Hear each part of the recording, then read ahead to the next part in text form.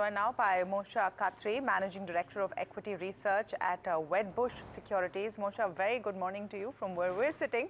Thank you so much for speaking with us.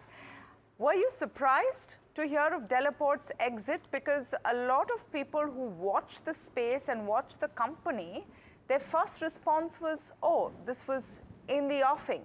And is it maybe, in a sense, ushering in a new a new phase for Wipro? Definitely not surprised. I would say it was always about when and not if, especially given the fact that the company has underperformed relative to peers.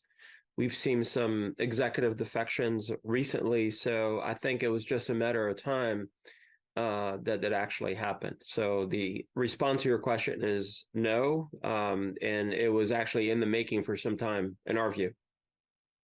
In terms of impact for Wipro, would you see it as a positive with Mr. Palia coming in? He's the insider, he's risen to the ranks. Would you see that as the change of guard also maybe changing the direction of the company?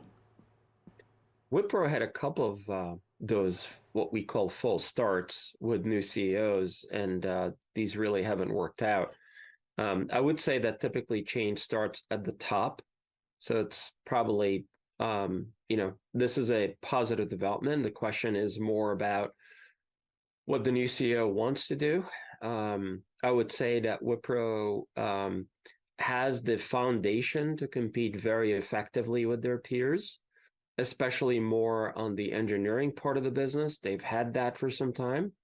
They've just never been able to kind of capitalize on this growing trend for product development and R&D outsourcing. They also have a very unique asset called Capco. This is an acquisition that the company's done 4 or 5 years ago or so from a company called FIS, which actually does consulting catering to the financial services vertical. It's a unique asset that I think there is a way to monetize. So there are a lot of things that can be done with the right leadership. And I'm assuming that this is one of those things that we'll be focusing on as we speak.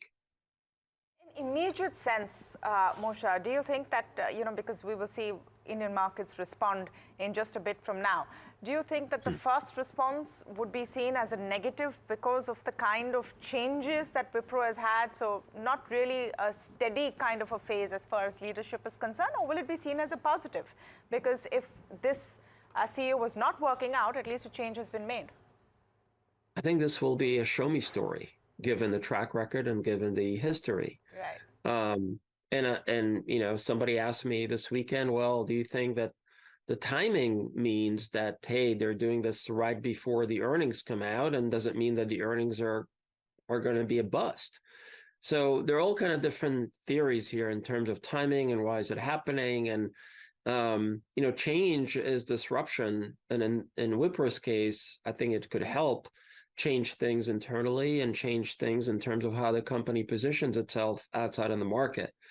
But I would say that the market will see this more as a show me story until we actually start seeing those results, given the fact that we've had multiple CEO changes in the past, 10, 12 years that haven't really triggered any sort of positive changes. Moshe, very lastly, from the top 4, Wipro is probably the only one that's going to see a revenue decline to close the year. Their margins are at the lowest of 16%. Do you feel like the main job for the new CEO will be to hunt for projects that do not erode margins further and actually go for those projects which are margin accretive? Now, all this sounds great if the macros are supportive, which currently aren't.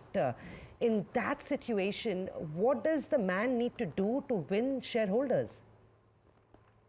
I think this is actually a pivotal time for the industry. Repositioning to focus on AI. In Wipro's case, repositioning to focus on the faster growing areas in the industry, such as product development, R&D outsourcing. And they have, as I said, they have the infrastructure and the skills to do that. It's actually not a bad time to have new leadership on board, especially given the macro and given where we are in this industry, to be able to kind of capitalize on those trends. So, and if you're able to do that, you should be able to scale and probably do better on margins. Absolutely. Very lastly, we're going to go into earnings season next week. Just ahead of that are the top 4, 5 IT companies in pecking order. What are your top 3 bets? We believe that at this point, TCS and HCL Tech, we don't cover them officially, but it seems that they're well positioned to show better sequential growth. And on top of that, they'll probably end up showing better numbers for fiscal 25. And then, if you look at this, Infi will probably guide for the way we see it somewhere in the 2 to 4% range for fiscal 25.